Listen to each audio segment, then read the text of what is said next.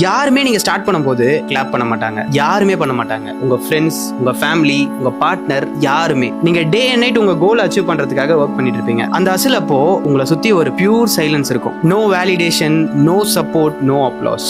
Just நீங்க, உங்க work, உங்க அசில், அவ்வளவுதான். நீங்க பாக்குற பெரிய பெரிய ஜாம்பவான்கள் எல்லாரும் ஒரு ஸ்டேஜ்ல இப்படி இருந்தா ஸ்டார்ட் பண்ணிருப்பாங்க. தோனி, விஜய், ஷாருக் கான், யாரை வேணா எடுத்துக்கோங்க. அவங்க ஸ்டார்ட் பண்றப்போ யாருமே கிளாப் பண்ணிருக்க மாட்டாங்க. ஆனா இப்போ உங்களுக்கே தெரியும். இதுல இருந்து நான் என்ன சொல்ல வரேன்னா, யாருமே சப்போர்ட் பண்ணலையா, do it. யாருமே அப்ரிஷியேட் பண்ணலையா, do it. மோட்டிவேஷன் இல்லையா, just do it. ஒரு நாள் எல்லாரும் உனக்காக கிளாப் பண்ணுவாங்க. just make sure அது ஸ்டாண்டிங் ஓவேஷனா இருக்கணும்.